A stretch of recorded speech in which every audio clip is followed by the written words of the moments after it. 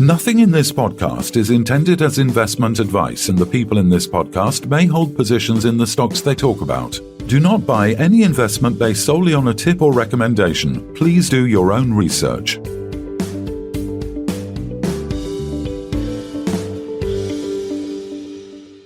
Hello and welcome to the Midweek Takeaway. Today we're joined by Mark Routh, CEO of Prospex Energy. Welcome, Mark. Nice to meet you.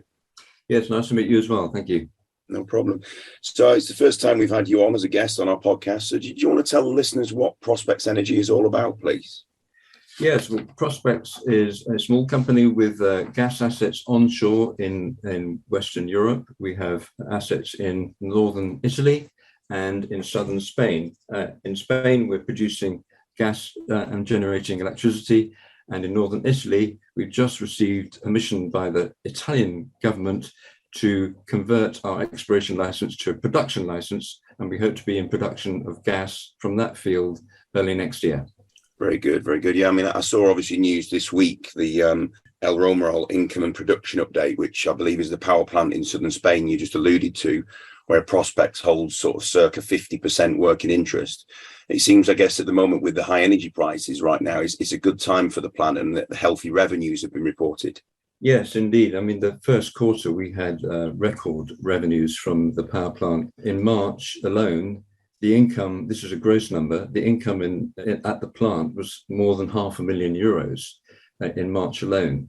Now, that's because the electricity prices went crazy in the first quarter of this year. They've since leveled off a bit, and the Spanish government has imposed a gas price cap. Now, the gas price cap doesn't affect us because we produce our own gas, but it has a knock-on effect to the electricity prices with 30% efficiency factor. That's a bit, you can go three times. So we're seeing the electricity prices in the region of €150 per megawatt hour. Now, that's just a number. That's 3 times what it was when we bought the plant in March 2021. So the revenue is good, and it's going to be high for the rest of the year. We have cash on hand in the Taba subsidiary, which is 50% owned by Prospex. Cash on hand is about €1.1 million, and that's going to grow to about €1.5 million by the end of this year after we've spent some money on projects. Sure.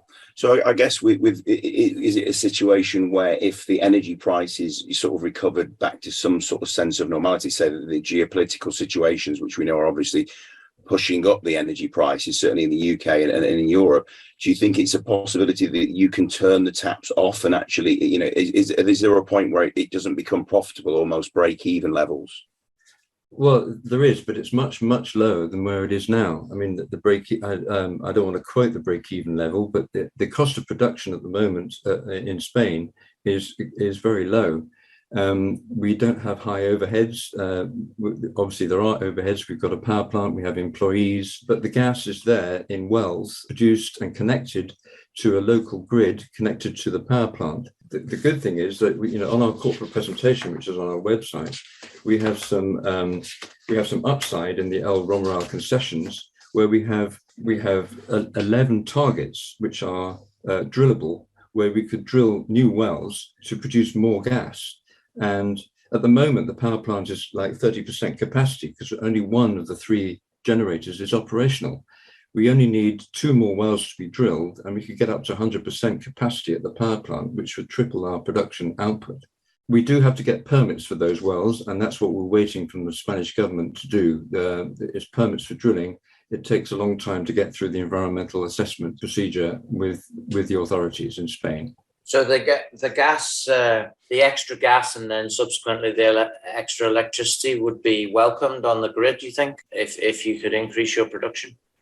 Indeed, it should be welcomed. I mean, the whole of Europe is suffering an energy crisis at the moment.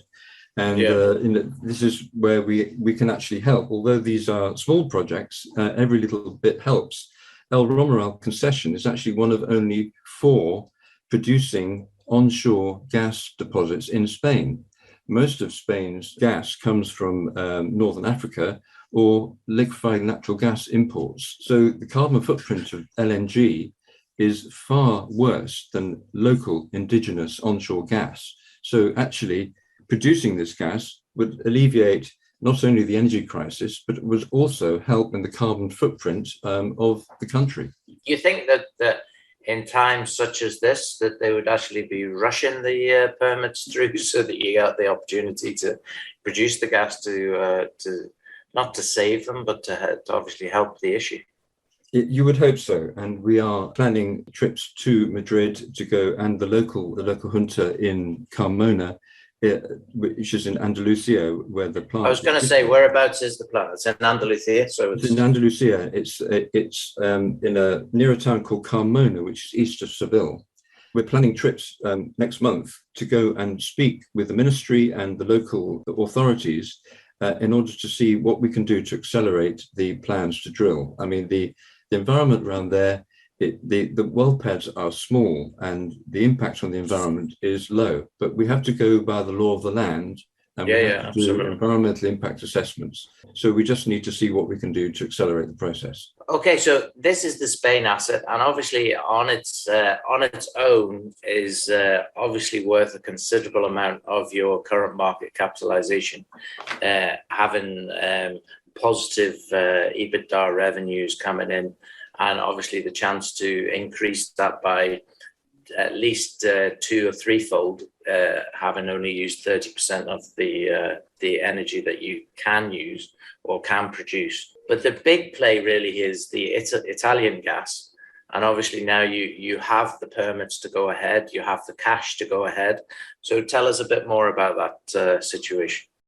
Yeah, well, back in December 2017, Prospex farmed into 17% of this asset with the operator, an ASX-listed company called Po Valley Energy. In April of this year, we completed on a transaction that was announced in August of last year to acquire a further 20% of that asset from UOG, United Oil and Gas, a name-listed company that was selling its share because it was focusing elsewhere in the world.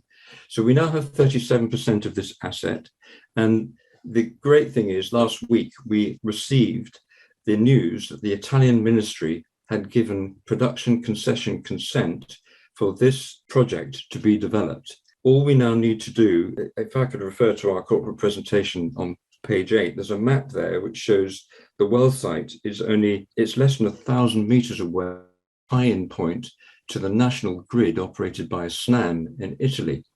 So we need to lay a pipeline, and we need to do a small gas processing plant.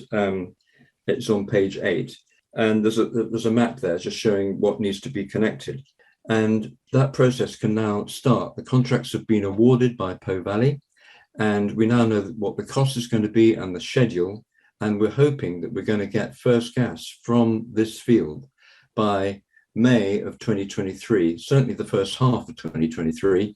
The operator would like to do it by March, but that requires a lot of things to fall into place. Okay, very good. So from a deal perspective, because obviously you signed this deal in August of 2021 before basically energy crisis happened, then I'm assuming that actually this 20% was purchased at quite a good deal in terms of what it would be worth today. When the deal was struck, indeed, commodity prices were in a very different place. What was good about that is that the deal was signed, but we had to get permission again from the authorities for the deal to complete. And that took until April of this year, when commodity prices were different. However, UOG honored its commitment, it honored the agreement and stood by it. And we delivered on our side, which is to deliver the money to buy the asset. So yes, it was a good deal, but I'm not going to rub anyone's noses in it. We had a win behind it.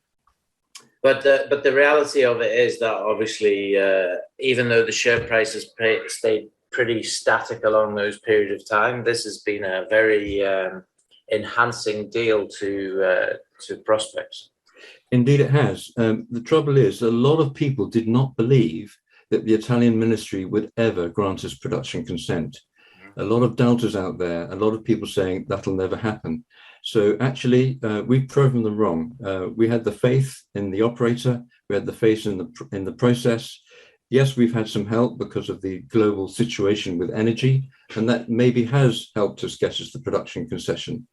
But the truth of the matter is, when we get into production on this, we have calculated with the forward curve gas price in 2023, based on this competent person report gas profile, which has been independently verified, we estimate the first year of production will generate 8 million euros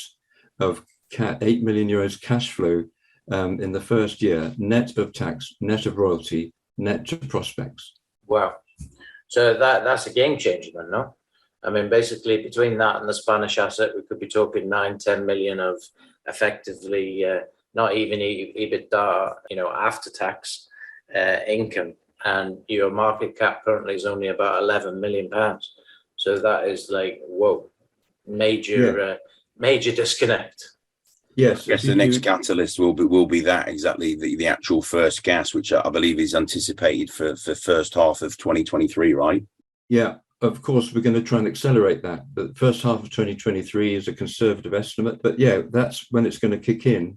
And if you can do your metrics and your multiples, but I'd be very disappointed if the share price was not well into double figures. I'm not making any prediction, but with that kind of cash flow, that's the kind of direction of travel. Yeah, I mean, if you do a very conservative for a gas producing asset of, let's say, a PE of 5, you're probably looking at 50 million market cap in euros, let's say 40 million in sterling, and with the CLNs and stuff still to vest, maybe 300 million shares in operation or in the market. Then what are you talking about? 12 to 15p seems about a standard price, and that would be just a PE of 5, which is probably very conservative. And actually, if the share price stays as it is, your PE is just over 1 with the producing assets. So that is a serious anomaly, which I'm sure will be corrected. Well, let's hope so. I can't fault your arithmetic, but again, I can't make predictions or any guarantees. No, we understand. That's why I do it for you. You just nod. Yeah, and I mean, okay, so these are all the stages that we're at now, okay, and we're going to have, if we look at Prospect, we're going to have 2 producing, if we get in the time machine and go 12 months ahead, we've got 2 producing assets. We've got the picture that we've just talked about. What's the next step? Are you just going to happily turn it into a cash cow, or are you in the situation then to expand further in the energy sector? Well, in Spain, we're already expanding into the renewable space. We are commissioning this week solar panels on the roof of the power plant, which have been installed, and that allows us to sell more electricity into the grid. There is another solar panel project, solar farm, being investigated. It's at feed study stage, adjacent to the plant. The beauty of that is we already have a connection to the grid. So any solar panel farm next to the power plant can be done cheaply and easily. So that's the investment there. I've already talked about investment in Spain on the infill well program to get the plant up to 100% capacity. But in Italy, there's upside.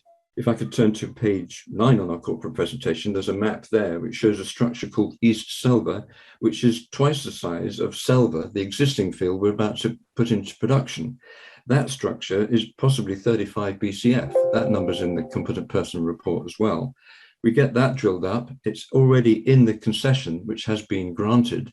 So all we need to do is to permit the well, and we could get that on stream using the same connection to the same grid.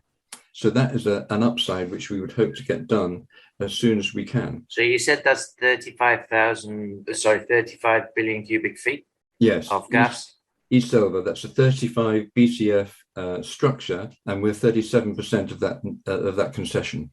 And what sort of length of production does this amount of gas last for on the production amount you're talking about? Because I think I read it was 150,000 a year or something, was it? Yeah, the production from Selva, which is a 13 BCF gas field, in PR lasts for 10 years, and that's because it had an economic cutoff at the 2019 gas prices. The actual production profile that's more likely for that gas field is 15 years. So for East Selva, which is it's around double the size, you're talking about 20-25 year production profile. Now, these wells can continue producing onshore because decommissioning doesn't need to happen until the production gets very, very low. The OPEX on these wells are small. So you can decommission only when you start to go cash negative, which is a long time in the future.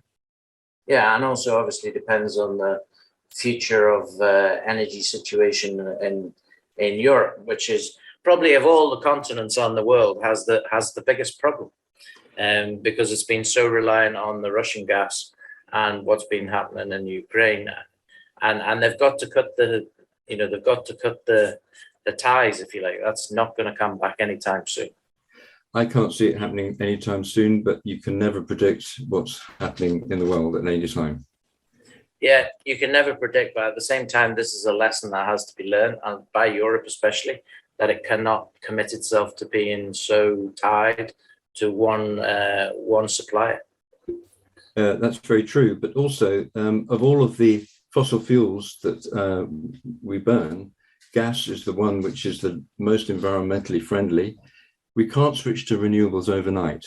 It's just simply not possible. There aren't enough materials and there's not enough renewables in the world to switch off gas. So onshore local indigenous gas has a far lower carbon footprint than importing LNG. It's some 30 times lower. So this is the type of gas we should be developing in Europe. Okay, so all sounds very positive. What is the next type of news that we're likely to hear from you then, Mark? Well, there will be updates on the development in Italy. We hope to be breaking ground in early September. There will be updates on the processes in Spain on the drilling and also the solar farm project. And I have a few business development opportunities in the pipeline, but nothing firm yet, but we're always looking. Okay, that's great. Mark Routh, CEO of Prospex Energy, thanks very much for your time. Thank you very much. Thank you, Mark. This podcast was brought to you by Roast PR Limited. If you would like to appear on a future episode of The Sunday Roast, please email admin@thesundayroast.net.